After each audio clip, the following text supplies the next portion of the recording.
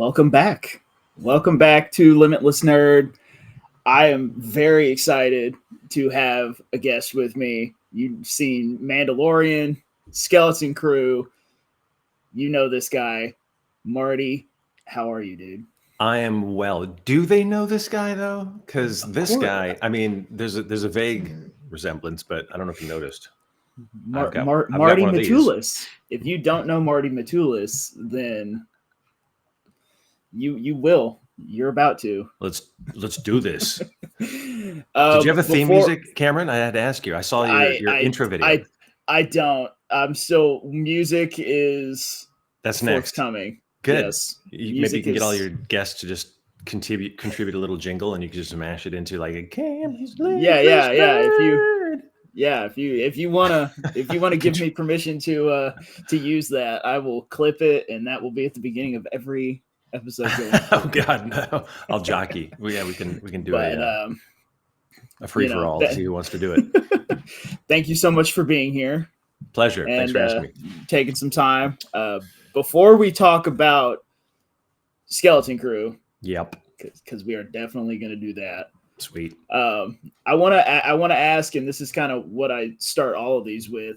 Where did your journey with Star Wars begin? Easy. 1977. Back in the olden days. 7 years old is when it started. Wow. I was trying to think at that age, it's like there was before Star Wars and then there was after Star Wars and everything changed. Yeah. I don't remember if I heard about it through friends. I don't remember how it came up. Obviously there was a lot of chatter because back then, in that era, it's like there was a lot of buildup and you'd start hearing about this movie and you'd go see that movie. And there weren't that many movies coming out all at the same time. And there weren't, obviously, there's a couple channels on TV. Yeah. Even pre renting a VHS player. Like this was, the ancient days of cinema. So I remember that there was basically just that summer. Like everyone was talking about Star Wars. You had to go see Star Wars because when you went back to school, if you weren't talking about Star Wars, you were missing the boat. Yeah. So yeah, it was 77. I was 7 years old and went to the theater, sat, leaning forward on the edge of the chair in front of me and was just floored. I forever changed, not to understate it or overstate it, but like literally it changed our world. Yeah. I mean, what I wouldn't give to, be there at that time. Cause you hear and you listen to people talk about it and everybody says it changed everything. Mm-hmm. I mean, how accurate is that? I think I've said, and it's true. Like before Star Wars, you'd go play with your buddies. You'd get on a bike, you'd go down and go to the swimming pool or like tear around town and you'd just go out and play. Right. But I remember distinctly after that, not too long after that, like you'd get a call from your friends and ask if you want to come over and play Star Wars. It was just, that became play. Like we'd shove action figures in our pockets. And well, I mean, I wouldn't. I was a little bit of an OCD kid. I wanted my case. I wanted to make sure that the gun who came with him stayed with him. To this day, I can still picture the gun that goes with the guy.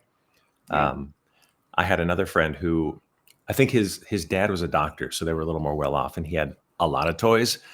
But I think because he had so many toys, he didn't care as much about them, and they were all just in a box, loose. Yeah. Who lives like that? Who lives like that, Cameron? Yeah. I was the one that had the case, and I was OCD like that too. So we're on the same page.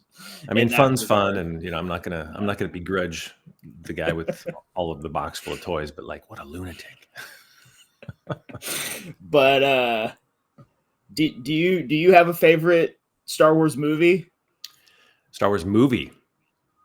Yeah, I think I'm pretty solidly in the Empire Strikes Back camp. I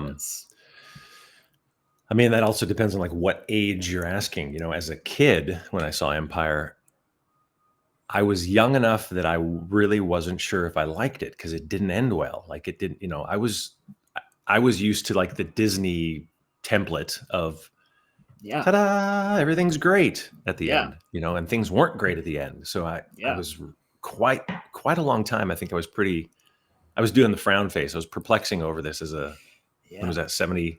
When did that one come out? 79? 80. 80? It was 80. So I was just 10 years old, or maybe even still 9. Yeah, I had to think about that one for a long time. And then I think the second time I saw it, I was, you know, there weren't the shocks, the obvious shocks Yeah. from that movie. Spoiler alert if you haven't seen it yet. And then it very quickly became kind of like almost an obsession. I wanted to know more about it. That was about the time that I think they came out with, and I signed up for the fanzine back then. Was a mail-in little thin magazine, 5 or 7 pages, called Bantha Tracks. I don't even think it was in color. It was just like a printed, stapled, folded, you know, thing where you'd hear a couple of things about like the Wampa ice creature, and a guy was inside of it. I'm like, what? Yeah. A guy was inside of it. How does film work? What is this? And that kind of began the obsession with filmmaking in general. Like, not only my favorite Star Wars film, but it kind of started the wheels in my head going of like, how this is something that people build, and then somehow we get to watch it. I was fascinated by it. Well, I just have to say, if somebody's watching this video and hasn't seen Empire Strikes Back yet, I think they're doing things in slightly the wrong order. Might want to reprioritize your life and get on it. But yeah, no, I remember when I watched Empire for the first time, I had a pretty similar reaction to you, because it doesn't end on a happy note. The heroes don't win at the end of that movie, you know, and that was rough. Yeah, and I mean that just it doesn't happen all that often, you know. A more, you know, modern thing I think of, you know, Avengers Infinity War, right? You know, but yeah, I mean I think that's what almost made it more interesting, because it had that, you know, that ending. But definitely, and they earned it, you know, Cameron. That's why I think it stands apart so much. You know, you can debate the merits of the story or the direct, all that. They spent so much time in the early stages of it, and off the back of the original one, building the relationships, right? Yeah. They earned that at the end, how much it hurt when they all got separated, or there's a loss, all the loss. It was about the loss, right? The whole first part was like trials and tribulations and bonding and coming together and like relying on each other, and like such a smart script, so well directed. It's just a beautiful film too. Like, I could just stare at the frames in that film. I'm a fanboy for Empire. Although I will say that in the modern era, I think Rogue One is a pretty close second, like quality wise overall, and probably I'll go so far as to say enjoyment wise as well. And certainly as like a lead in, if you want to 1-2 punch of that into Star Wars, because like that Vader intro is proper. Sometimes I'll just turn that on and watch that just for fun over and over. The last like 5 minutes of Rogue One are just, it leads in so well. Which, you know, then there's Andor. You know, if you want to consider that a favorite, it all just rolls in. That's my favorite new trilogy, is like Andor as a chunk, Rogue One, and then A New Hope. And then if you want to icing it, maybe just finish with Empire. Like that's a solid chunk of Star Wars. I hadn't even really like thought about it in the trilogy sense.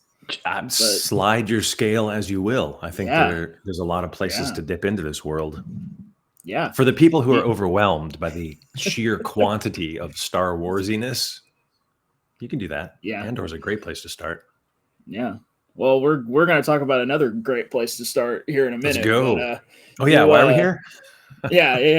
Do you have a favorite character? Do I have a favorite character? Just kind of all of Star Wars, or maybe a Mount Rushmore also, type situation. I think and I don't want to step on any toes here, but the original Boba Fett, and I'll just say original Boba Fett. You know, like the most feared was it most feared bounty hunter in the galaxy, dangerous bounty hunter in the galaxy, back when he was like mysterious and we didn't Yeah. know much about him, and he Yeah. didn't pop his helmet off every time he walked to town. Hey, you know, But I understand that, you know, and I enjoyed that as well. I'm just saying, like, I like would the take my mysterious. helmet. I would take my helmet off if somebody would fill it with money every time I walk into the, you know, I would take my helmet Yeah. off too. Plus, it's probably pretty toasty there. You're not going to walk Yeah. around in a metal bucket all day. We were talking right before we started recording about Mandalorian and Grogu. Yeah. What'd you think of that trailer? Fun. Yes. And I think that's kind of the whole point. It looked fun, and I think it should be fun. And I think for a teaser trailer to come up with like little snippets of tone, like that first one seemed like they were really banking on kind of the fun adventure of seeing the boys back together again, seeing the Razor Crest 2.0. Have they explained that yet? They haven't. We don't know what's going on there. Yeah, I don't know what happened to his Naboo starfighter. Honestly, I'm more curious about that than probably anything in the entire film. I just want to know. Me too. Why? Me too. And how? And does it also not blow up? Because if they go Star Trek with this and just blow up the ship every time, I don't know. I like that he's getting his boat back. That's pretty cool. If they blow up his Naboo starfighter, I'm gonna say we just need to quit giving him spaceships because he has a tendency to get them exploded. I think the hot tip would be to also have like a little Naboo starfighter garage built into Razor Crest 2.0. I want it to dock on the top. 100%, just like a little roof mounted drone. You can just pop out and do some business and go back home. Yeah. Why can't he have two? He needs to make coffee and like change the kid's diaper. Like clearly square footage in the starfighter was a bit of an issue for a while. Yeah, it was fun. There's no rule that says he just has to have one. Yeah, they shouldn't get rid of the starfighter. Plus, it sounds great. They gave it a great engine sound, which I got to hear through the scene with Vane and that asteroid fight. Yeah, peeling on the underside of that asteroid when there's like really cranking the engine. I'm a little caffeinated now. I'm starting to think of like horsepower and how exciting that is. So that's okay. But would you say that's your most the upcoming Star Wars project that you're looking forward to most, or is there another one that kind of sticks out to you? I'm so out of the loop. I don't even know what's going on. I think because of the involvement, I've been paying most attention to all things Mandalorian. So I'm definitely excited about that. You know, that's a fair answer. It was such a long time coming too. Is it going to be a season? Is it going to be a movie? Is it going to be a season and then a movie and then a season? So finally getting something is really the best part. So I'm really looking forward to that. I mean, clearly, curious to see what they're going to do with it. Yeah, I know you could never tell me if Vane is in that movie. Have you ever seen that TV show called The Traitors, where no. Some people are faithful, some people are traitors, and you never know who. So you have to watch people and see if their eyes twitch, if they like give anything away, because you're trying to expose the traitors. That's like us right now. You're trying to like subtly expose something that I could be saying about trying to subtly figure out if Vane is in that movie or not. Well, let's just put it this way. I wish. I hope. Wouldn't it be nice? Wouldn't it have been nice if? Yes. So I want to talk to you a little bit about your acting before we get into your work with Star Wars. You know, you have been. And I was doing my research because that's what good hosts do. Well done, sir. You know, you've been doing, I don't know what the technical term for it is. I'll say creature work. We don't know the term. Yeah, it's something like creature suit, performance, acting, special effects, makeup, artistry. I mean, pick your poison.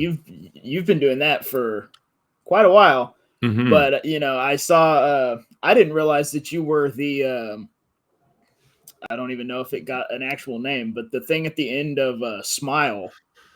What did we call it? It was the first stage with, I think it was called Nightmare Mom. And then the Monstrosity. They called it the Monstrosity. Yeah. That was I mean, It was that's great. crazy. Originally, I was going to be Kevin Kepi is the wonderful actor and also creature suit guy who was in the Nightmare Mom version.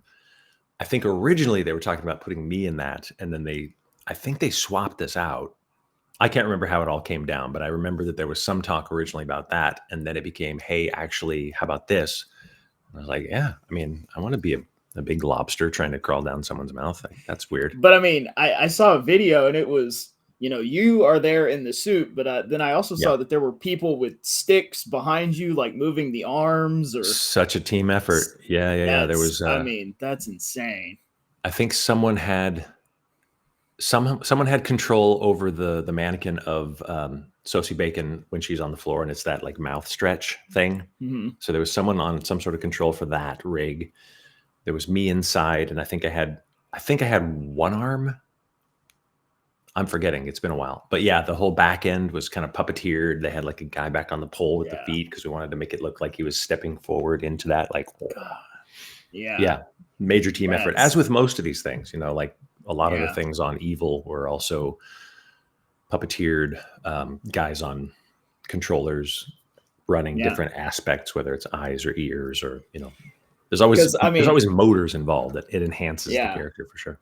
I mean, I'll be total transparency. I haven't sat down and watched Evil in its entirety, but I have seen. Look at the time, Cameron.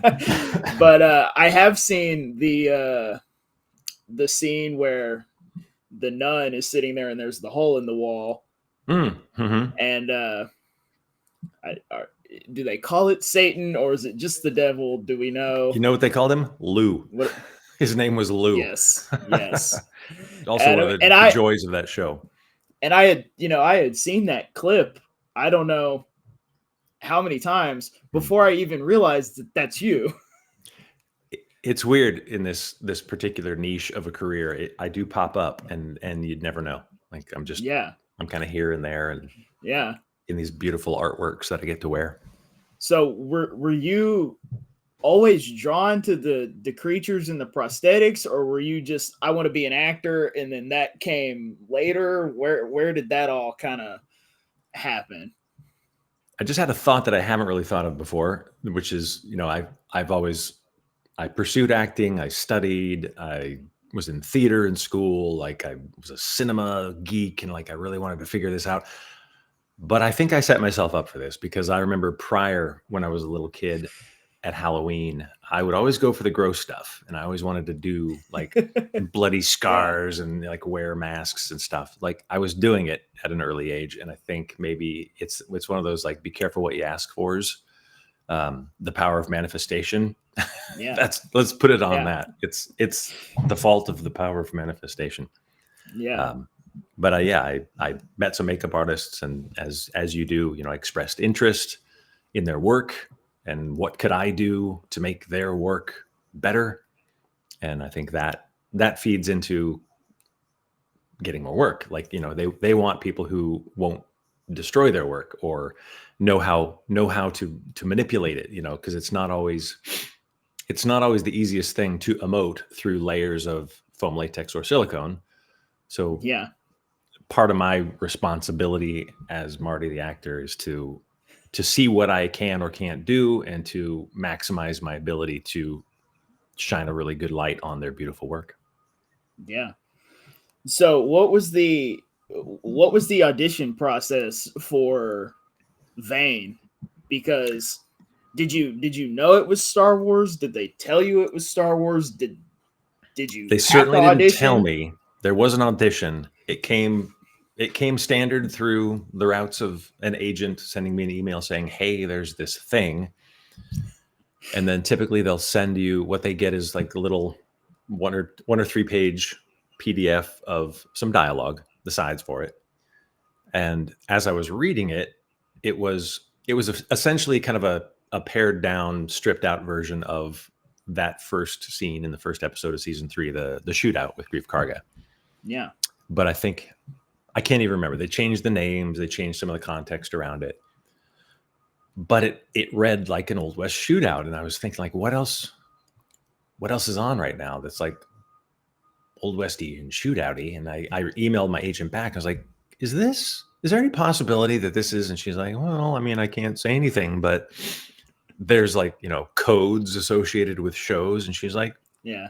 it's got that code. So, Wow. and then she went away. I was like, no way. Could it be? So Yeah. I went on the strong, educated guess that it was for something Star Wars. So the very end of the audition is him drawing on grief. So I in my editing software, I slammed it to black and I put some Lucasfilm blaster sound effects on it. So I'd like to think that that's what just to kind of tip them off that I'm not supposed to know, but I figured it out. We are one. Let's do this. Yeah. So what was what was the process like stepping into the Star Wars universe? Something that was kind of, and delightful.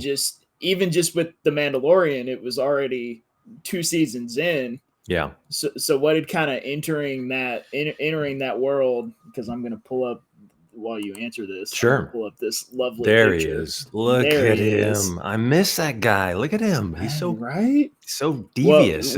What was coming into that world like?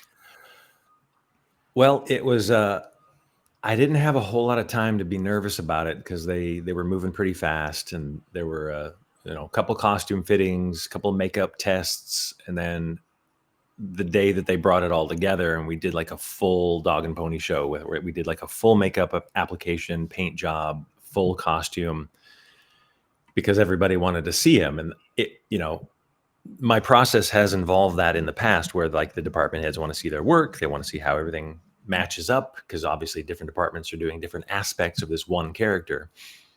So when they brought him all together and everything was on, and I was kind of checking him out in the mirror as I got the wardrobe on. I was like, this is the guy. He kind of moves like this. And like, I had the voice from the audition that I stuck with. And I think it was at that point when I was starting to kind of it was really sinking in. Like I get to be part of this. Like, that's awesome. Yeah. I can't wait to have my one day before I get shot.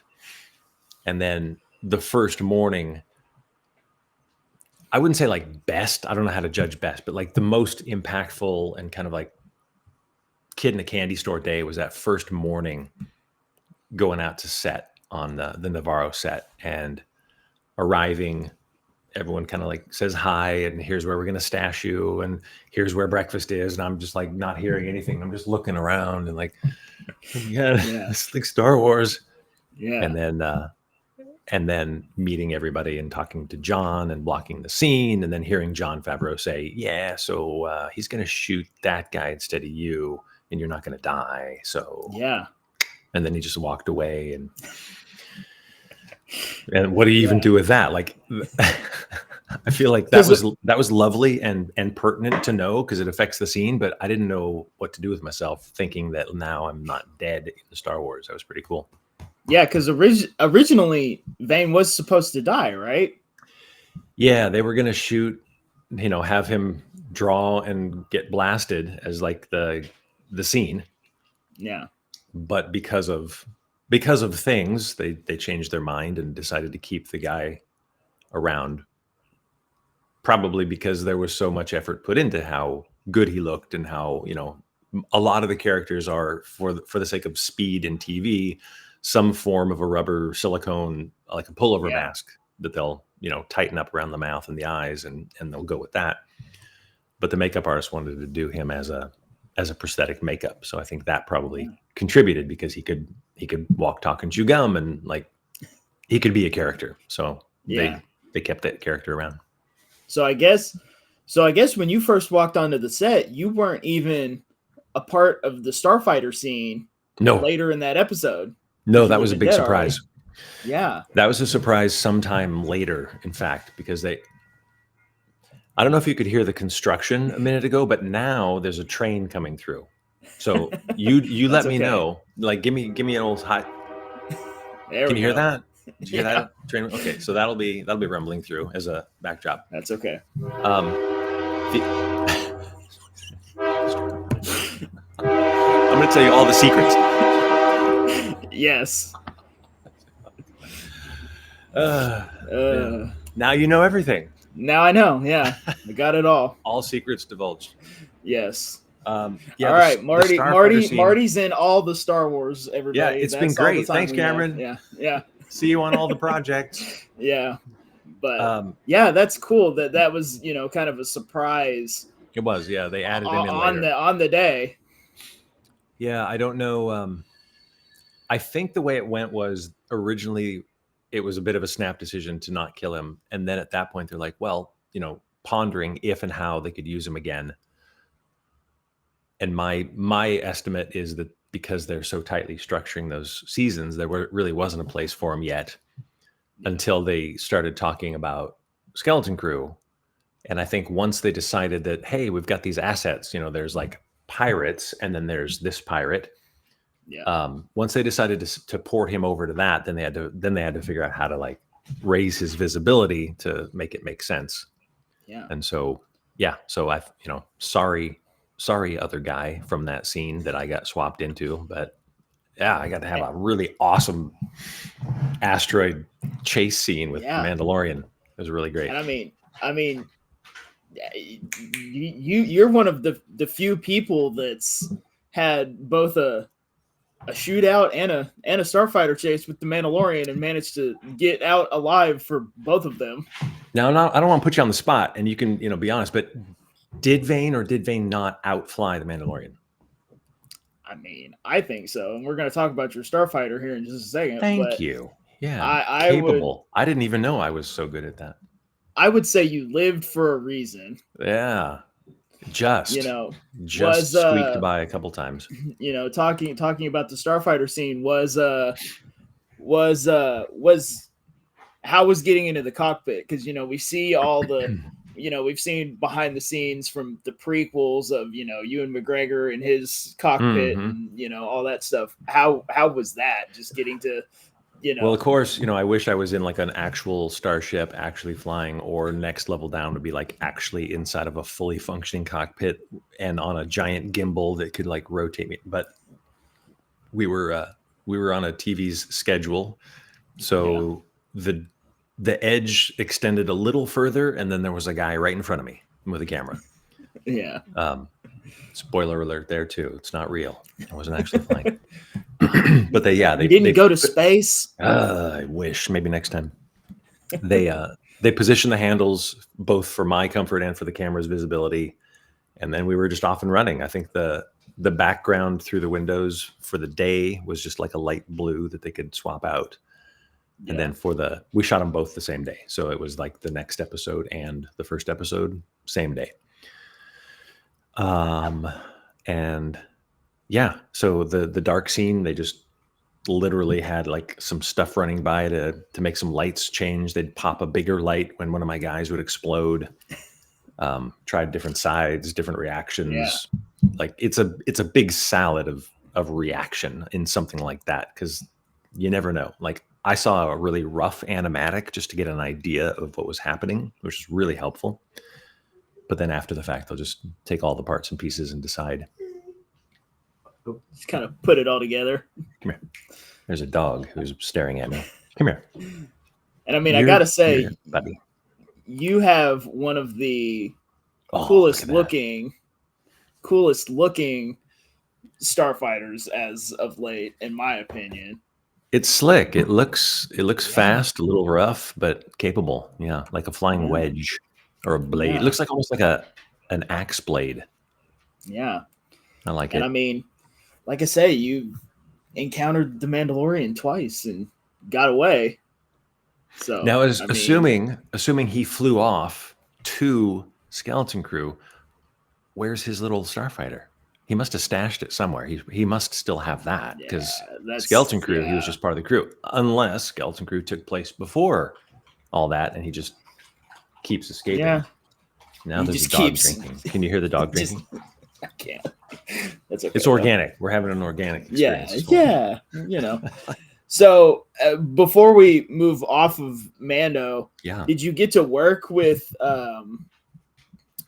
Pedro at all, or was that all Barry and Lateef? And I had, because I was so gobsmacked that first day for the shootout scene. I don't even think I ever saw who was in it. I know it wasn't Pedro because he was up shooting in Canada. So yeah, I can't remember, honestly. I don't think I met him out of the helmet that day. Like, I said hi to Chris Bartlett because we shared an agent at Yeah. that time. So I think he was in Copper, and a buddy of his was the teacher droid. So I kind of said hi to him and I'm like, oh, a friend. Great. I got a friend here. Yeah. But it was all about Carl Weathers that day. So Yeah, and I gotta ask you about Carl Weathers, because I please, mean, please, I how, love how about I him. mean, how was that? Because I mean, The Carl best. Weathers is so, even his role in Star Wars is not, you know the biggest ever, but I mean, just Carl Weathers as an actor is so on that upper Yeah. level. What was it like to have a, a pretty one-to-one scene with him? It was absolutely a joy. He's a very generous actor and a really engaged human. Like, I think he embodies kind of that best nature of artist and craftsperson. He was the first guy I met when I got to set. He wanted to run the scene all day long. Anytime there was a break, we just kind of worked the dialogue, and he wanted to make it work. He wasn't, Yeah. you run into all types, and a lot of people are just kind of in their own world, and they just want to deliver their lines and look cool on camera. And then they don't, they're not really in it. Yeah. Carl was in it, and he was in it all day and a half that we worked on that scene. And he just wanted to make it better the whole time. And that he would spend that time working directly with me, where, to him, I'm just another alien character that's in and out, and he'll probably never see me again. And unfortunately, we didn't get to work again, but couldn't have been more generous and delightful. And I think he was a massive part of why that was such a special experience for me personally. And I could see the effect that he had on set with everybody else. And he was just very highly regarded for very good reason. Yeah. 100%. Okay. Skeleton Crew. Yay. Near and dear to my heart. Let's talk about Skeleton Crew. Yeah, go, man. Got What questions? so you were talking a second ago about how they told you on set of Mandalorian that they weren't going to kill you, but they also didn't tell you when and where you were going to come back. Yep. So how much time was there between when you did your stuff on Mandalorian versus when you got kind of called back in to do Skeleton Crew? It was definitely weeks to months. I think that. So not like a huge. Not a huge amount of time. I think, roughly, if I'm remembering correctly, I think we shot maybe summerish towards fallish. It was probably around either winter or early spring the next year. So it was maybe a couple few months until something came up and I was contacted. And then at some point after I was contacted to kind of broach this idea that there was going to be another show with pirates, then I started finding out a little bit more. And then a little further down the line, I got to have a Zoom call with John and Chris. And I think maybe, I can't remember who all else was there, but I just knew I was like really excited to talk to the Spider-Man guys, because I loved what they did with Spider-Man. Like, not only was it a solid group of Spider-Man movies, but they obviously infused their own sensibilities into it and their love of 80s movies. I was like, these guys are great. I can't wait to do something with them. Yeah. So yeah, we discussed kind of generally what was going on and what I thought Vane could do, because I don't think they were basically handed this asset, and I think they also tried to like maybe fit him in. So they wanted to know kind of my sensibility and what I thought Vane was capable of doing, and then I think they went back and kind of like stitched him through the show a little more. So they were amazing, and everything about that show was fun. Like I really want people to just go back and start watching that again. It's such a delightful, well-crafted, fun little like side Star Wars show that It's I don't so think enough good. people got to enjoy, for a Yeah. variety of reasons. It's so good. I mean, I know everybody. I know it got a lot of. I don't want to say criticism, but it got a lot of. Oh, there's suburbs in Star Wars. The suburbs. Isn't Isn't it funny how the internet works? Everybody's got something to complain about. Star Wars suburbs. Who cares? Who cares? But I mean, wasn't it cool? Yeah, Like, yeah, if it's a yeah. galaxy, I don't care what I'm looking at. Like, it's a galaxy. Like, I made the mistake, Cameron. I don't know if you've ever done this before, but I talked to someone on the internet in what do they call it? A comments section, I think it was called. Don't ever do that. Don't ever comments section converse with anybody. Stay away from those at all costs. No good can come from that. So I No. did one time say something about like, who cares? Like that. Like, suburbs are fine. Like, whatever. Let's see what the story is. Something about like, yeah. I might have been a little more caffeinated like I am today, and I might have said something more like, what did I say? I said something like, do you think the whole series is going to take place in a suburb? Or, something like that. Boy, did I open up a can. I mean, it's kind of the whole, spoiler alert, it's kind of the whole premise of the show that they get booted out of the suburb into they don't like their suburbs either. So like, let's just see what role the suburbs play and why the decision was made to have a suburban world that they want to get an adventure away from, right? Like, it was a really smart. Yeah. And they didn't just make it something like that, where like suburbs are horrible, we got to leave. Like, it became a character. Their suburban world was a really interesting component of this really well put together show. It was a good story. Yeah. And I mean, I love you have the 80s vibe, the E.T., Goonies, all that kind of infused into it, which I thought was just a perfect fit for a Star Wars show, and it was something new.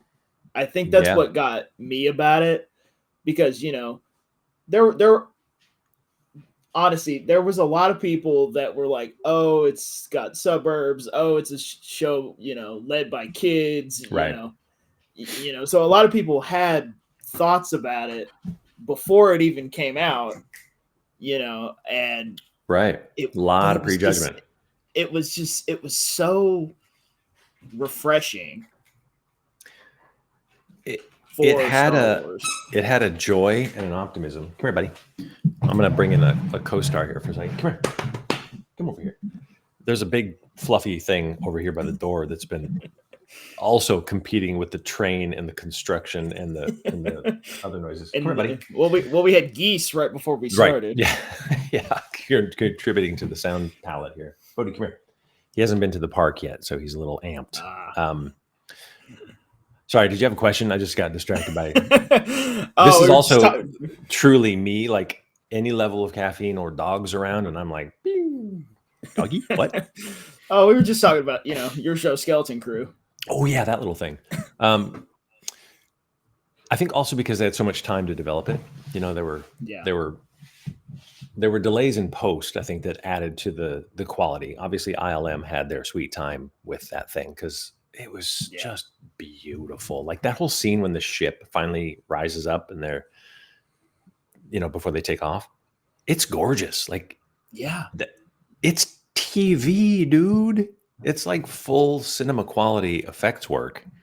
Yeah. This is what, I'll get on my soapbox, wishing more people could see it, because obviously all of those little complaints, they do have an effect. And this is kind of the downside of like, I don't know what the term is, internetism, where people's opinions apparently matter more than the actual thing that they're complaining about. Yeah. Fine. I have my share of complaints about things in the world too. And, sometimes I even like to share them with other people, but to have had those complaints have an effect that would keep people away from the show is unfortunate, because the quality was so good. The writing was so good. Each episode was really tight, and the cliffhangers per episode were good. Like they really did a lovely job crafting the show. And the fact that there are kids as the focal point doesn't matter. Like I was a kid. Were you a kid, Cameron? Yeah. That's weird. We're all kids. Yeah. It's almost like we can all relate to this, even though the characters are kids. Yeah. So I loved it. Speaking of the kids, what was it like? You know, I don't know on some of your other projects how often you've worked with, you know, younger actors, but what was that like working with those four? Well, I've worked with kids on and off my entire life since I was a kid. I was babysitting right after the time I was being babysat, and I became an uncle to my nieces and nephews, and like I was in elementary education in school. Like, you know, I'm a kid. Like I'm still a kid. Yeah. So it was easy for me to relate, and watching them both be kids and be professional actors was really fun for me, kind of inside the makeup, like just observing how they navigated this world that they were now being thrust into as a significant part of a high profile show. But they were still having a blast. Like they knew that they knew that it was also playtime, right? So it was never too serious, but they were taking it seriously as professional actors. And I was really impressed by each of them in their own distinct personalities and all that brought to the show. You can definitely see them in all of their characters, but they're tip-top pros. And, you know, you can already see, I think Ryan's got a really amazing gig now associated with Buffy. And I think the other ones are all doing things as they should, as their careers grow, deservedly so. Yeah. Cause I mean, I remember watching the show for the first time, and I've rewatched it a handful of times now. Nice. But you know, just being not only just impressed with the show itself, but man, those four kids are so impressive, and just you know, some of the scenes that they're able to deliver, and the dialogue, and some of the, you know, some more emotional and some heavy, you know, some heavy stuff that they had to do in that show, and I was just like, wow, these, you know, they're so impressive, you know. So definitely want to give them all their props, you know. For sure. It could have been so easy just to turn them loose in some action adventure thing and let them like run wild, but there's some delicate, like heavy lifting emotional work with the parent dynamic. I would say, like, you know, Wim's dad and Fern's mom, and navigating, like, how does a kid navigate parents when the parents are concerned about the world being, but they're also like, parents are former kids too, and like the dynamic that they were able to explore on the side of this really great kind of like mystery action adventure. Again, testament to John and Watts and Chris Ford for crafting it and allowing these kids a format to really shine too. Yeah. Did what was working with Jude Law like?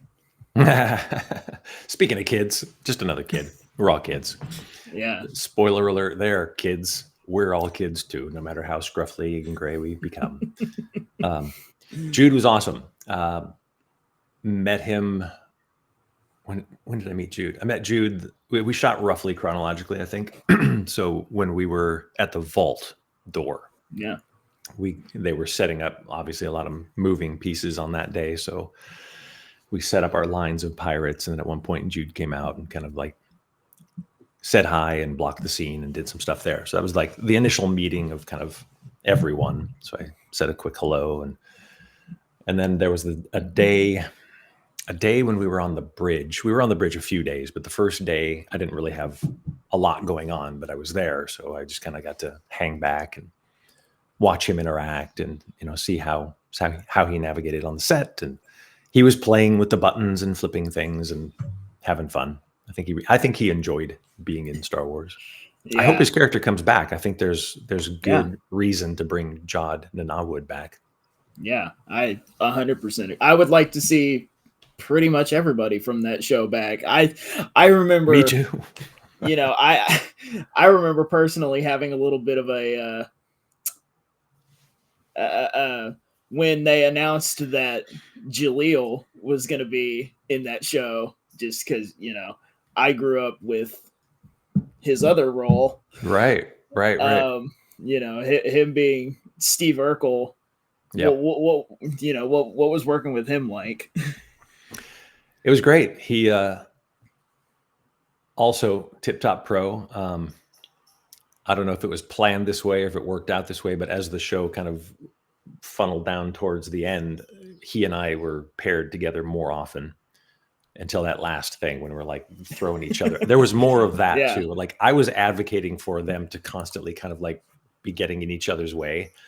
And so there were a couple of other little interactions that they didn't use in the edit. So when that last one came up and I literally chucked him out of the way, I think originally it was flipped where I was on the thing and he came up and got me out of the way. If I'm remembering this correctly, I think I advocated to flip that because we had already been kind of like, whacking each other on the shoulder and, knocking each other out of the way.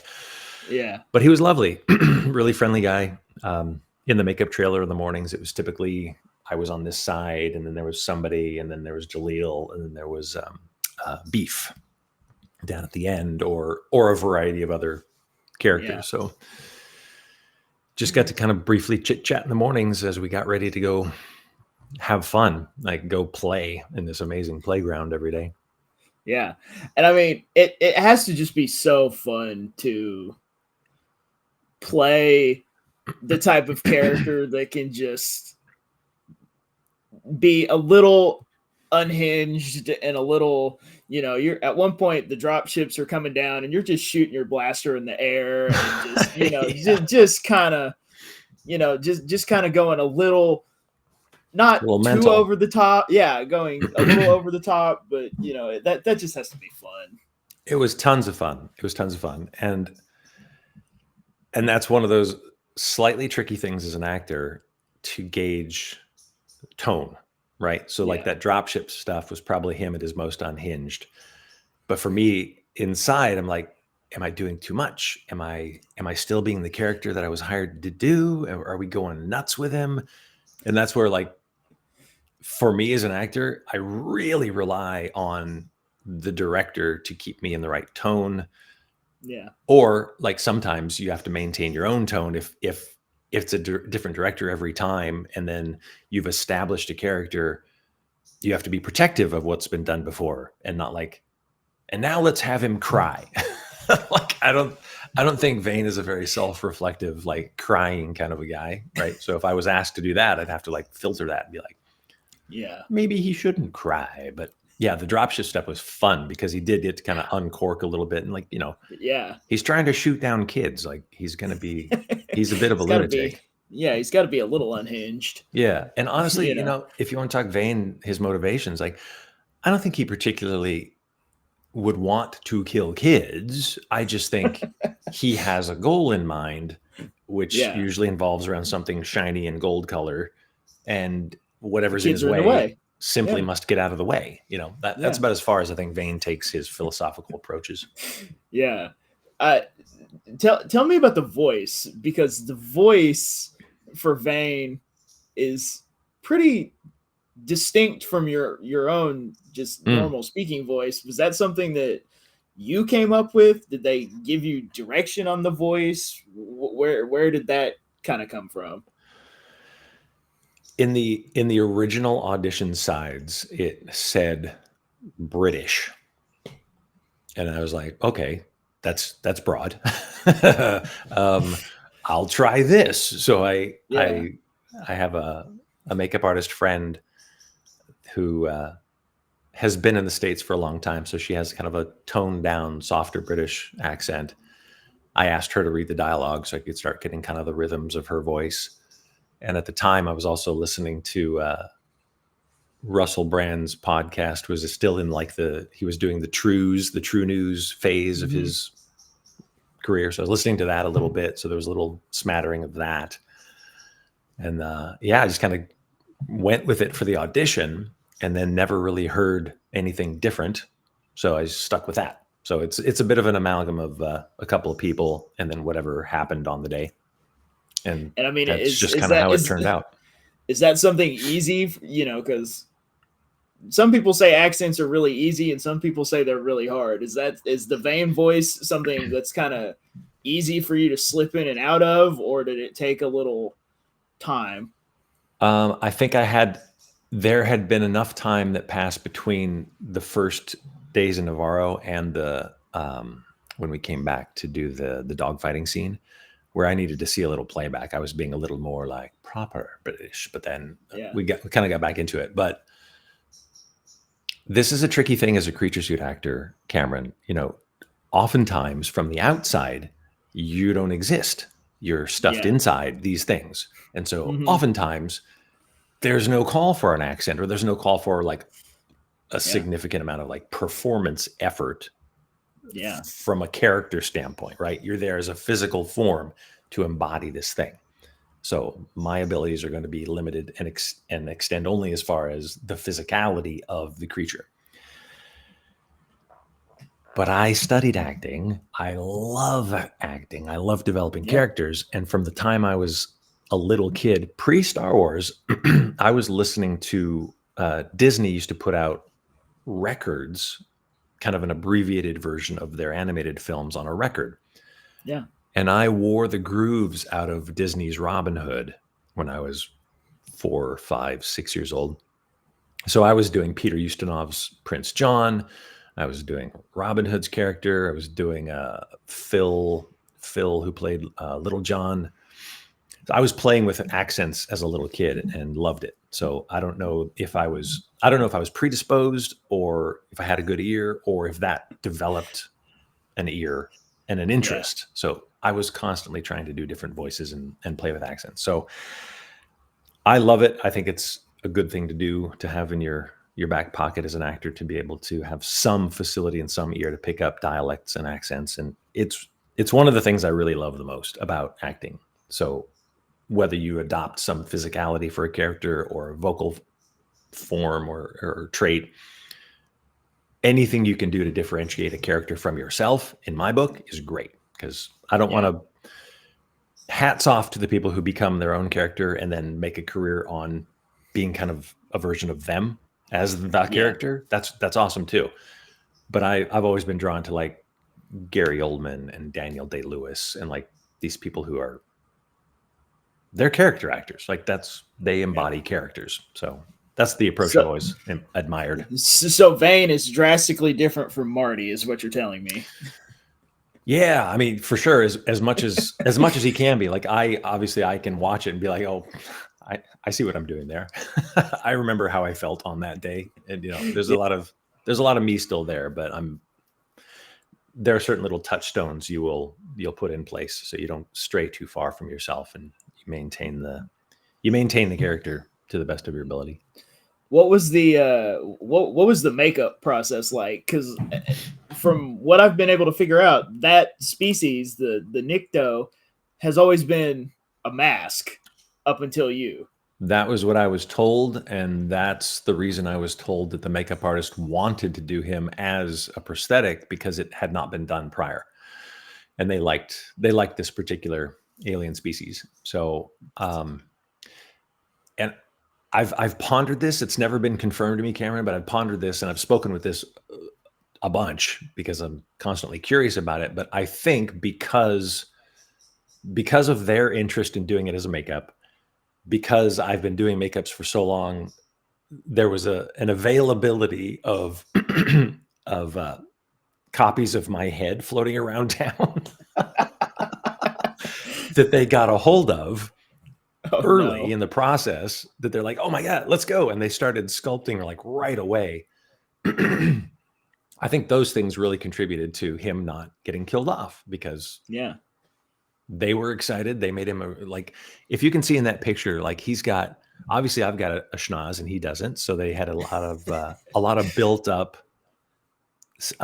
facial structure to kind of hide mine. Right.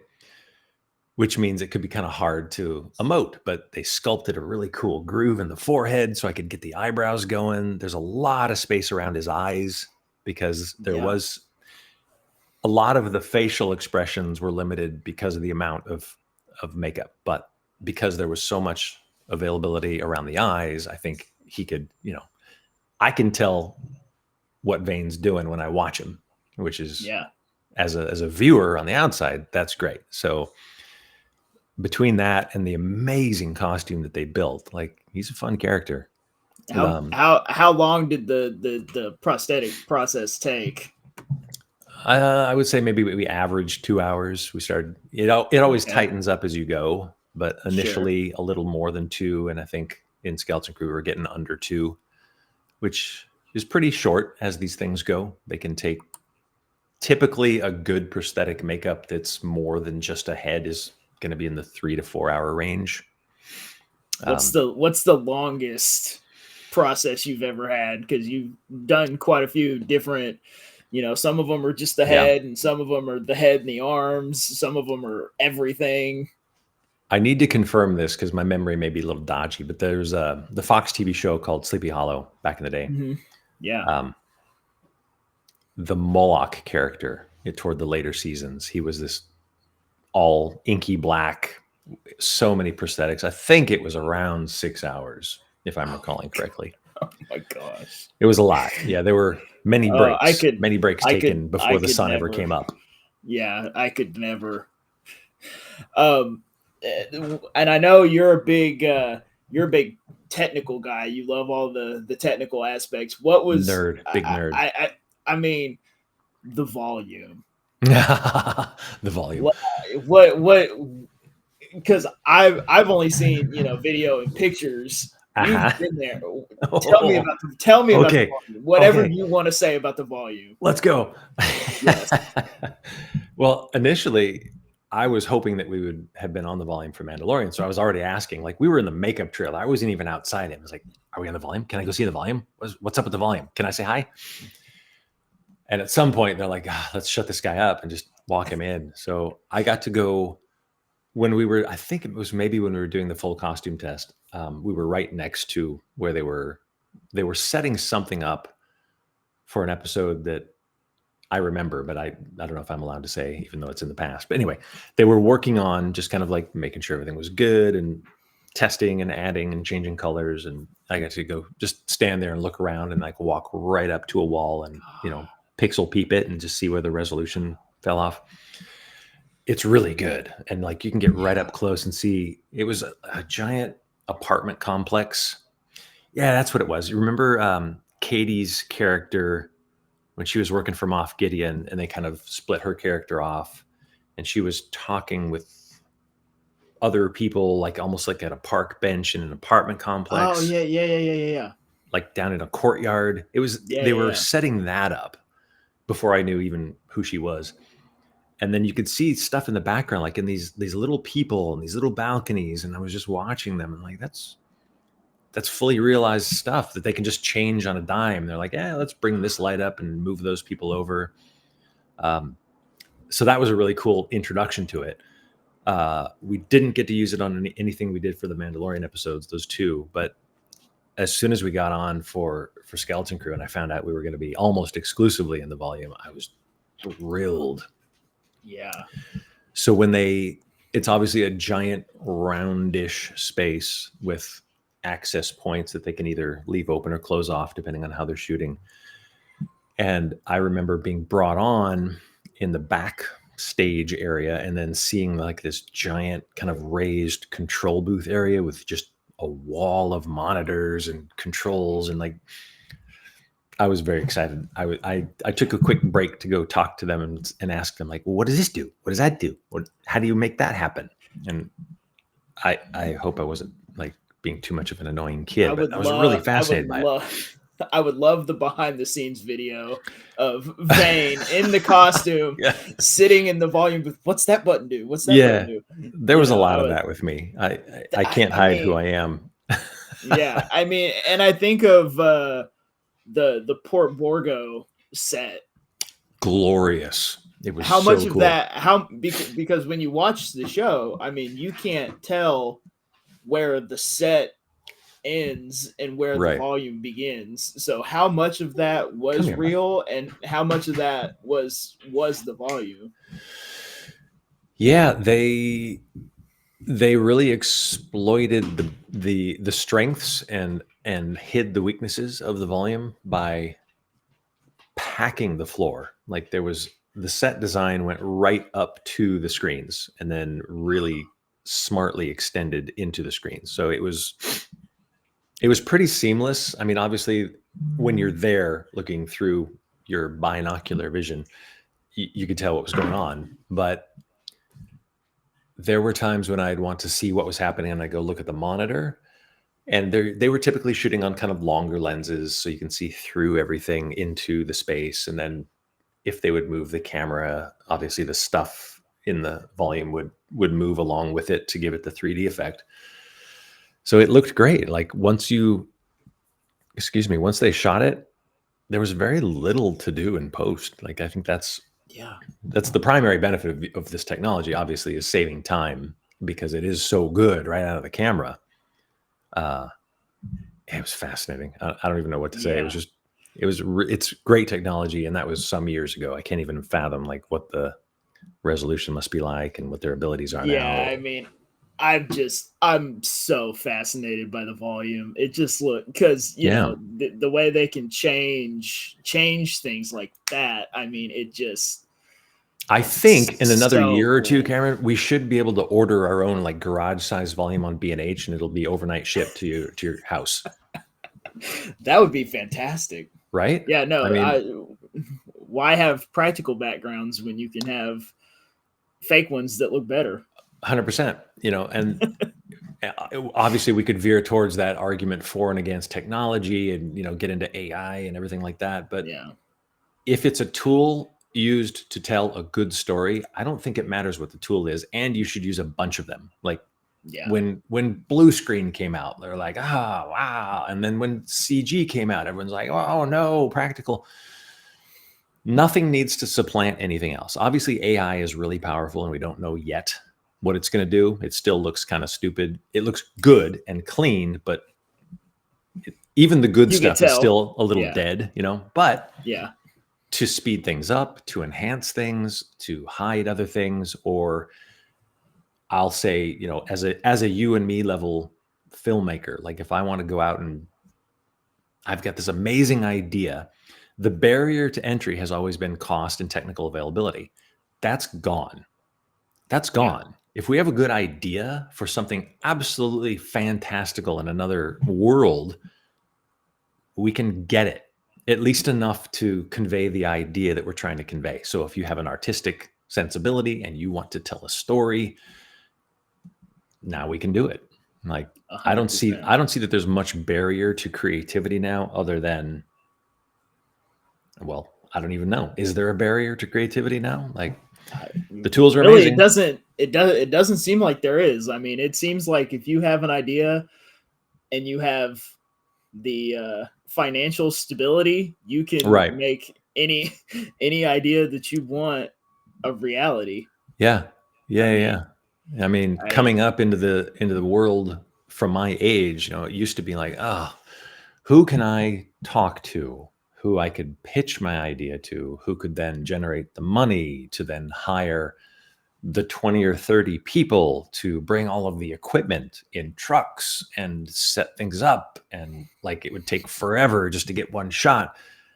And then it was like mini DV cameras started getting pretty good, and then I remember somebody shot something that was shown at a film festival, but they shot it on a Canon, was it the XL1, the mini DV camera.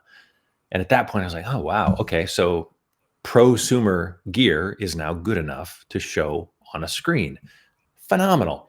And then the yeah, editing software got available, and then effects became plugins and not like standalone opaque software that you had to pay thousands of dollars. It just keeps getting easier and easier. yeah, Um, and obviously that means that there's a lot more garbage to wade through, but it sure, also means that, we can explore ideas quicker and better than we could ever before. So yeah. Yay I had us. to I had to ask you about the volume because that is like something that has piqued my interest for We since I veered. We first got heard about it. philosophical. Sorry. Yes. So the volume. I want to say one other thing about that because you like the technical stuff. So the Yes. first thing, I didn't know how this all worked. So I was asking, like, all right, so there are cameras all the way around the top of the volume. I was like, okay, great. What do those do? And they're like, well, that documents the 3D space. And then on the cameras themselves, there would be these little, I think they call them arrays, little stalks with little tiny, like smaller ping pong balls on the end of these stalks. And it would be mounted on the front of the camera. So that is the data that those ringed cameras are picking up so that the panel knows where the camera is and where it's positioned. Then they log in the lens data so they know how long of a lens they're on, so they know how much information is going to be picked up on the wall. So if they're on like 100 millimeter lens and they're shooting all the way across, there's like a little on the wall, there's a little bounding box, like a laser bounding box. So you can see the frame of what the camera is seeing. So all of that stuff being fed into the machine that then generates the image in real time. So if you decide to track your camera from left to right, all of the whole imagery is background going to just reflect and move in 3D space. So you lose the effect that you're looking at a flat surface. that's insane. It's the coolest. I want to go back. I didn't want to leave. I never wanted to go back. They typically want to take the actors away and wait until you're needed again. I'm like, when am I ever going to get to spend time doing this again? Hopefully some other time. But so I would just sit around and watch. I'd find a big crate to sit on and just hang out. Yeah, that's crazy. It sounds so cool. And the way you're explaining it, I believe it is as cool as it sounds. So cool. Yeah. Yeah. So coming off of Star Wars for a minute, what are some movies or TV shows that you really love and enjoy outside of Star Wars? I'm curious. Well, outside, I mean, I guess so that means we can't talk about Andor yet, but not yet. In that realm of quality, I like stuff that's smart. It's hard for me to just junk binge. Like I want to see artists doing things at a high level. So like Breaking Bad was a treat, an absolute joy. Deadwood.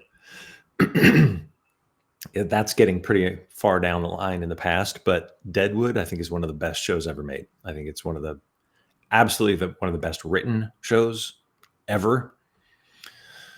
Short, bingeable, you can get through it, but that's a show where I've watched the entirety of it. It's like 3 seasons, 2.5 seasons, 5 times, 6 times, and I keep getting new things from it.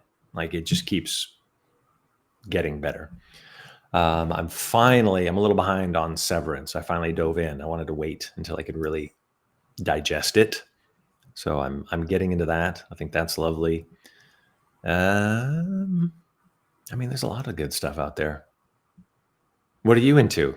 You tell me. I'm going to interview you. What? There's one that I heard you mention on your episode with Will and Grayson. Shout out Will and Grayson. Yeah. Firefly. Oh yeah. Delightful. It's another one of those magical shows. And I have a fun question that might make you think a little about Firefly. Okay. Because Firefly and Star Wars, I feel like have a lot of similarities. Are you going to mash up? Where would that fit in? And I 100% feel like Port Borgo could be a location in Firefly just as easily as it is in Star Wars. So my question Firefly and the Razor Crest are not that far away either. So my question for you is, where in the Firefly universe would Vane fit, and how would his interactions with any of those characters go? As soon as I heard you say Firefly on Will and Grayson's show, I was like, oh, okay. I've got the questions just started. Sure. Well, I mean, that's a really good mashup. I mean, the whole pirate contingent are very much like Old West Yeah. cowboy types. I mean, Janetown would be kind of an obvious one, but I think, Vane tries as best as he's able with his limited capabilities to kind of like blend in but stand out. Like he wants to be able to rise up, but he couldn't be the guy. But he couldn't be like buried in a sea of other guys. Like he needs that middle ground where he can, do his thing, but maybe not take full responsibility, or he's not going to want to lead the gang. He just wants to kind of like step on the gang on his way up. Boy, that's a tricky one. I don't think he would have joined on the ship for anything. I don't think he would have been like directly related. Maybe like is it Janetown or Janestown, that one? Yeah. I gotta go with that one. It seems like that'd be his best opportunity to meet up with or have some interaction with that gang. But I mean, if there, I don't know how it would work, but if he could somehow like fly by on out of gas and just like look and go nah, and just peel off again. Yes. Out of Gas is a lovely episode. Yeah, I could talk. We could do a whole separate episode just talking about Firefly and my absolute love for that show. I haven't seen it in some years. It might be time to go back again. But yeah, it's so good. I rewatch it. I don't want to say regularly, but I probably binge through it for every other year, every 18 months or so.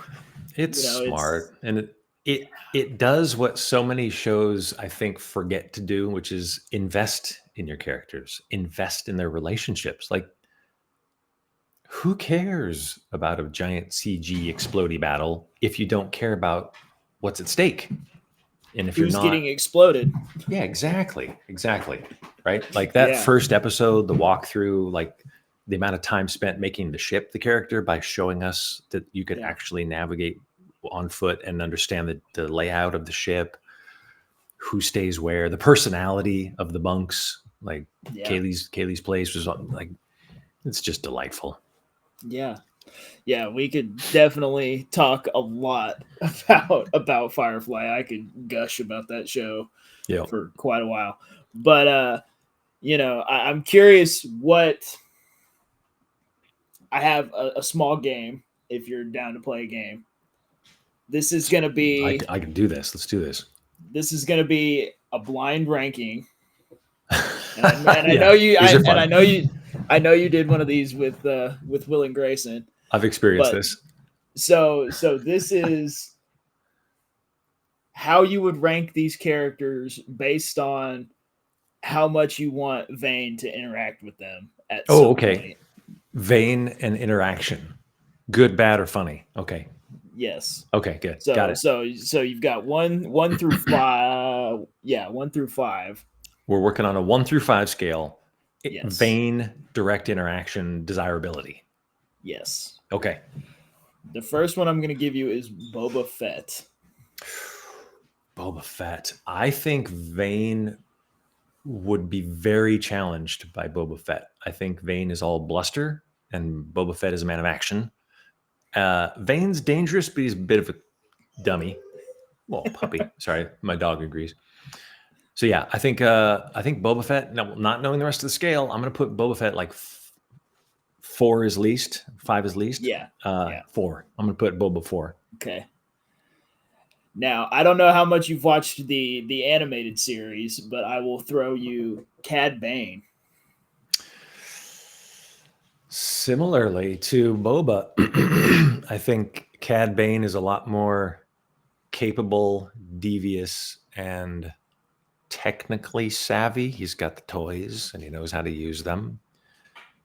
I think intellectually he would leave Vane in the dust. So, but Vane might not know that. We're talking from Vane's perspective of who he would want to interact with. Sure. I think Vane might think he could hang with Cad Bane. So let's put Cad Bane at 3. But Cad Bane would run Vane. he would run him. He would know exactly what buttons to push because Vane's a little reactive. And then he would use him and abuse him and discard him. So 3, You were right in the middle. talking about your love for Andor. I have on here. I have Luthen. Oh God, Luthen. I was gonna give you Cassian, but I figured that would be too easy. Oh, So I'll give you Luthen. I think Luthen would have to be 5. Least desirable for Vane. I think, again, kind of that intellectual battle. Vane probably wouldn't even know what language Luthen was speaking. Like, he wouldn't understand the game. He would not understand the game. He wouldn't even recognize Luthen as a player. I think Luthen would be so under the radar that Vane would dismiss him out of hand. Yeah. Yeah. He couldn't hang. He couldn't hang with that one. Now here's the one that I want to see most. I think you'll probably agree. I have Hondo. I think that they would be very comedically compatible. I think Hondo is certainly much better at the social game, but I think that he could appreciate Vane's kind of like stick-to-itiveness, if you will. I think they'd do well. I don't know who your next one is, but I think, for sheer cinematic appeal and that they're both like of a world, they could understand each other, play off each other's strength and exploit each other's. I'm going to put them at 1. Yeah. Plus, I mean, Vane could take a little bit of Hondo's shine and do okay with it, you know? Yeah. I would love to see Vane and Hondo. They'd be fun. Everybody wants to see Hondo back, and I think if Vane can just kind of tag along, that'd be all right. Yeah. Okay. So that would leave Han Solo as your number 2. Han Solo number 2. Let's see how that would work. I think that could work well. I think Han Solo would have a pretty limited tolerance for Vane's jibber jabber. I think Vane would probably have more fun torquing up Han Solo if they were forced to interact, like if they were on on a ship with nowhere else to go. The scenario that was playing in my head as well. Han Solo would be annoyed trying to find a way to jettison this guy. Yes. Yeah, I think Han Solo would be frustrated. I think Vane, if Vane does anything well, it's probably push people's buttons to the extent that he thinks he's doing it well. Yeah, they'd be funny. I think they'd be funny to watch. I think Vane would probably be having a better time than Han. I can see that. I can see that for sure. Yeah, I think that's actually about how I had it playing out in my head. It's a good round. I like that. So if there were no limitations on the other stories that they may have in mind, if you were to pitch Vane's return to Star Wars, what do you have any ideas on where you would like to see him next? I've casually floated this just because the image in my mind made me giggle once, but I keep bringing it up, so there's something to it, and I haven't developed it because it's not my property to develop, and I can't pitch it to anyone. And now that I've said it so many times, they'd probably never do it.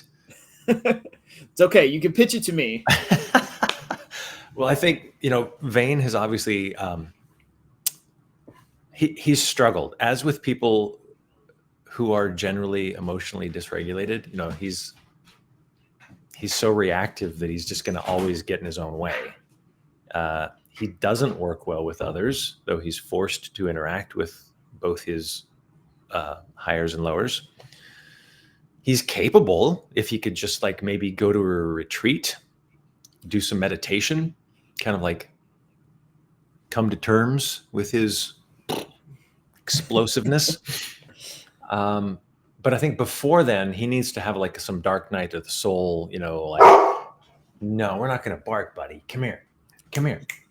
He sees things outside that are clearly important to him right now. Bodhi, come here. Hey, you're not listening at all. Remember the listening part? Come here. No, not doing it. Not having it. He has what he wants in mind, and it is not this. Yeah, so like maybe crash landing somewhere. Maybe his ship finally just gives out on him, and he doesn't. Obviously, he's probably not the most mechanically inclined. He seems more interested in fashion than making machines work.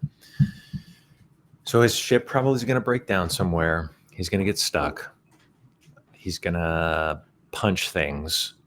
That's what I want to see more than anything. I want to see like Vane when he's got no moves left, completely at his wit's end, frustrated beyond belief, and just like breaking stuff. Just what does he do? And yeah, well, how's he going to get out of that situation? Is he going to finally like come to terms? Is he going to finally find someone he could fully exploit and like partner up? I think it'd be hilarious if he and Shin met, because she's this tall and he's like this tall. Comedy already. I think she's personality-wise, I feel like that would be interesting too. Wouldn't it though? Like she's like laser focused bulldog. You know, she's committed to her point of view. Vane is like, boo. Kind of like the Han Solo pairing. I think that they would be nothing but comedic tension. He would frustrate her. She would probably try to murder him. Probably. Do you you think so? Do you think Vane would ever have what it takes to lead his own crew? Or is he destined to be more or less a lackey? Failure. Yeah, I don't think Vane can pull it off. You know, I've joked that he's like just smart enough. You know, he's clearly a very capable pilot. I think, you know, he's a bully. He's full of bluster. I don't know how you grew up in school, but I was the nerdy kid who got bullied, so I got to watch the bullies and try to figure out like why do they need to bully? Like what is it about the bully that needs to bully? He's a bit of that bully. Like he's relying on bullshit to get his way. And then if someone calls him out on it, he's one of those guys who's like, oh, why are you being so sensitive? You know what I mean? He's one of those guys. Yes. Clearly he's capable enough to continue to survive. Yeah. Where some of his, cohorts have not. Right. So in those imaginings, like where he might go, he's either never going to get out of that mindset, which is good for like consistency of character.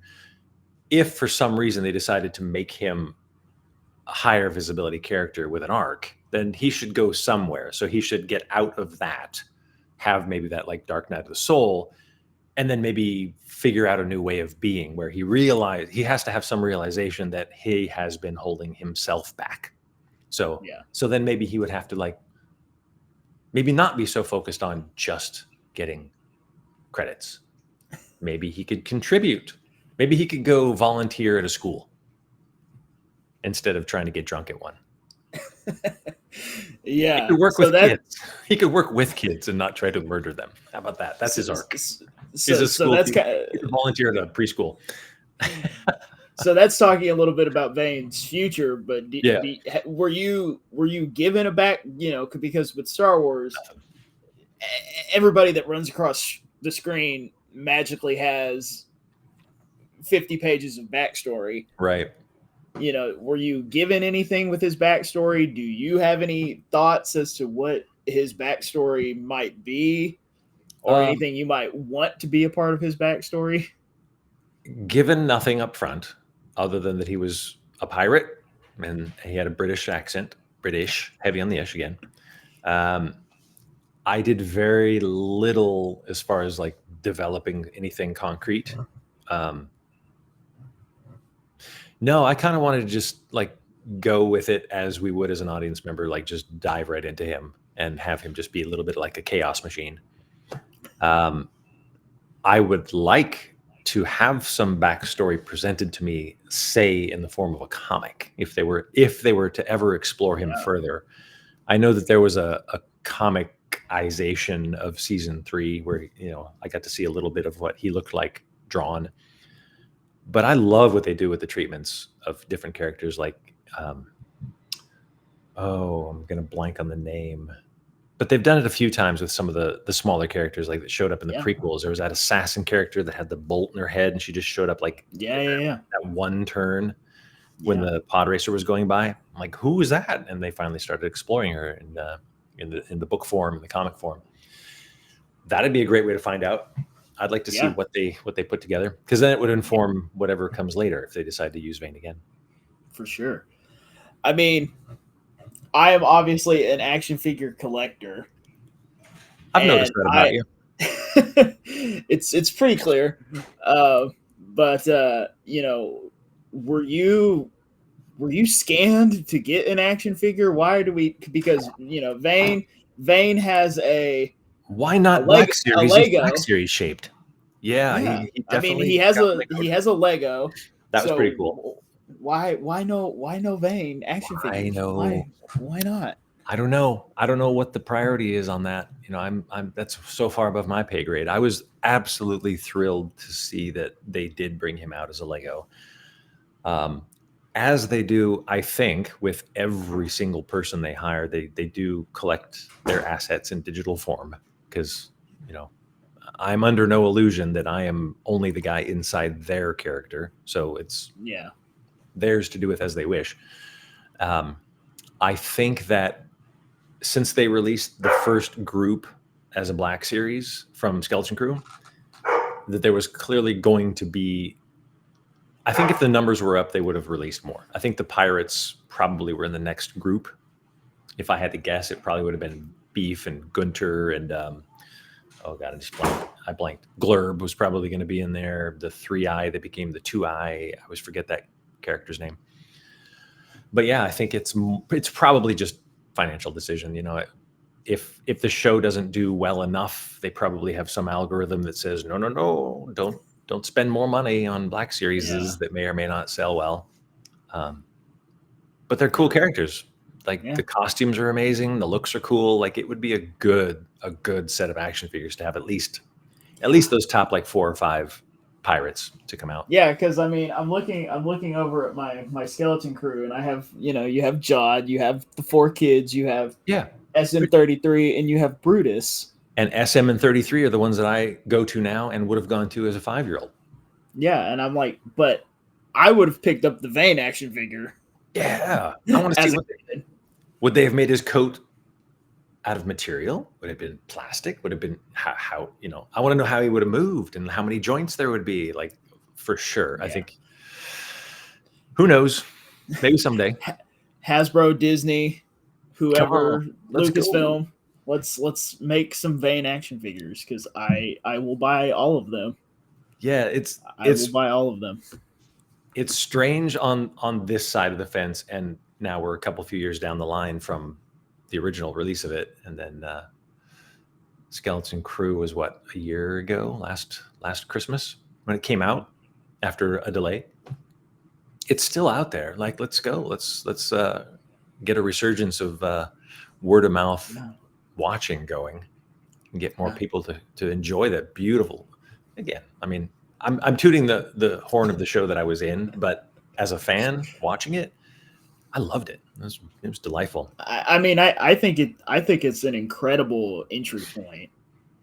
Yeah. Because it doesn't really connect to the wider universe that much, you know. So I think if you've never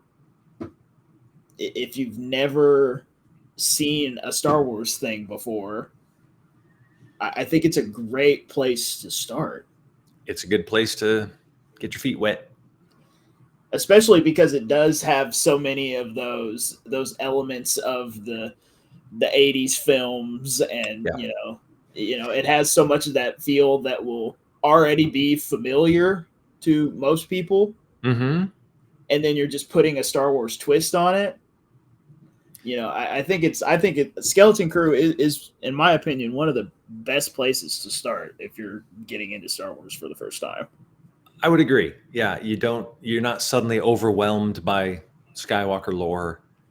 You get a sense of the galaxy for sure. Yeah, it is a good entry point, and And regardless of age, I mean, clearly for Yeah. kids, it's a good way to get into it. Um, yeah, if you're in that spot between animation and live action in age, you know, and you're not quite ready for adult stuff, like it's great. If you're an adult, great. Like I think the Yeah. genius of the show is that the parents who will bring their kids to that show are of an age where they grew up and will have an amazing, like dialed in appreciation of the tone of that, like you said, kind of 80s Amblin, Spielbergian, you know, Goonies and Yeah. E.T. Sensibility and vibe that they infuse that show with. It's just a solid show. You know, I can't really ding it, you know. If I were Let's to be continue. like, you know, critical Yeah. eyed guy, there's really not much at all. It's great. I loved it. You know, I Yeah. can always find something to be critical about because I always want things to just because I'm a fan. Like I love stuff. So I always like think about like, oh, if that were just a little Yeah. that could be or the filmmaker brain in me is like, oh, if they just did this shot like this instead of this. It's really well crafted. It's a lovely Yeah. show. And I I'm feeling like I'm getting misty toward the end of our time here. But yeah, I'm ready to watch it again because yeah. it's a really fun watch. I mean, I will never stop pouring praise on your Skeleton Crew because I mean, it took me so much by surprise, and just Yeah, it's I so think good.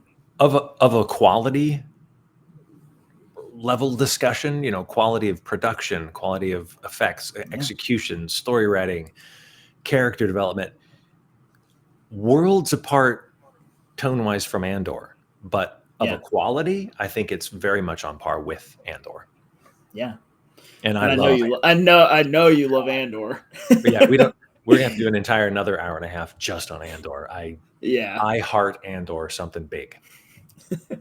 I mean, and it was interesting too because I met you at the first year of Rebel Scum Con, Mhm. and Skeleton Crew hadn't come out yet. Right. Very little I could say So about that. so we got to talk a little bit about the Mandalorian, but that was about it. And then I Yep. saw you again this year, and I was like, we got to have a decent conversation about Skeleton Crew and gush about how amazing it was and Yeah. what has been, and you can talk specifically about Rebel Scum Con if you want to, or just in general. What has it been like going to these conventions and interacting on that level with the Star Wars the fan community? Initially, when someone first brought that to my attention, which I think I should have thought up myself, is like, oh yeah, I just didn't die in Star Wars. Now conventions might be a thing. It was Favreau, and it was on Skeleton Crew. He showed up a couple times there as well, and there was one day he's like, and I was like, good. I kind of gave him a. I don't know if I should have. His people didn't like tackle me for doing it, but I gave John Favreau a little bro hug. And he's like, yeah, you're going to be signing stuff now. And I was like, oh, wait a minute. Right. So that was kind of like the revelation of like, right, conventions. So despite my highly coffeeed up jabber this morning, I'm a very quiet, shy, nerdy introvert who's Me too. I've been able to hide inside these creature suits and characters for going on decades now. And it's been a delightful place to be, shy. But so I was a little concerned about the amount of energy and talking and like, what if I run out of stuff to say? And what if I get like too tired and I have to just go hide in a hole somewhere? And so I was thinking about like myself and my energy needs. It was in fact Dorian who played the live action Cad Bane. We've worked together since Teen Wolf and on stuff, and I was chatting with him about it, and he's like, just let people talk to you. Like most people want to share something. They want to share like their relationship with Star Wars or what they think about their favorite stuff or the character you play. And like for the most part, you're just there to listen. And that really cracked the nut on the convention interaction where I didn't think I had to like be on or, be talking about all the time. Because at the end of the day, I'm there, the fans are there, we're all there for Star Wars. Yeah. I'm a lucky guy that the stars aligned and I got to wear this beautiful alien creature who's in Star Wars, but I'm just a fan of Star Wars. Like, I love the storytelling, I love the world. So it makes it very easy and really, really enjoyable now. I've done some handful of these conventions to the extent that I'm now seeking them out because I want to do more, because it is fun to just go talk and share what these stories in this world have meant to us through our lives. So I love it. It's great. We get to meet cool people and then get on cool podcasts and like talk about this stuff. Yeah. I mean, I'm going to petition for you to be at Rebel ScumCon every year. Let's go. I think I was kind of unofficially there last year, but I can kind of officially go again next year. So let's start the early campaign now. Yes, I am 100% campaigning for you to be a regular guest at Rebel ScumCon. If Tate Fletcher could do it, Marti Matulis could do it. Yeah, exactly. And they're gonna have Lateef and one of the other two Mandos already for next year. So Brendan would be fun. I got to hang out with Barry at Power of the Force in Germany. That was lovely as well. So it's tons of fun. Let's go. Let's go. More. We need things to tide us over between these projects now that Disney's slowed down a little bit. Exactly. Well, Marty, thank you so much for coming on and being a part of this, and being one of the earliest people I've been able to have on, is helping me kickstart it in a really memorable way. So where can people find and follow you? What do you have coming down the pipeline? Anything you want to plug or talk about? Well, first off, just to tag on to what you're saying about your stuff, like, carry on, build this up. It's fun to grow the interaction with like-minded people. So whether you're starting or whether you have 1.5 million subscribers and likers and all that, just if you're having fun, carry on, and the guests will come. So thank you for having me on so early on. I feel privileged to have been able to chat about this for a while. What are we doing social media wise? Instagram, there's a little at Marti Matulis there. I have had, is it on that side for you? For me, it's on that side. Is it over here? I'll point to there. No, you were right. There you go. Like and subscribe. Yeah. YouTube is becoming a thing. I've had a channel for 10 years and I've done nothing with it. I posted 4 videos that were far too ambitious and didn't have any kind of a theme. So I'm starting over. So once that gets going, there'll be a YouTube channel. But Instagram is where I'm hanging out these days. All right. Well, thank you again for coming on. If you haven't already, go watch Skeleton Crew. Go watch Skeleton Crew. Go watch The Mandalorian. Go watch everything that Marty has ever been in. Go watch it right now. Good luck finding me. That's what the internet's for. Exactly. Research. See if you can find all the monsters. Marty, thank you so much. It's been so awesome to talk to you. Hopefully our paths cross again at some point in the future. Likewise, it's been my pleasure. We'll talk again, Cameron. Until the next time, may the Force be with you. And also with you.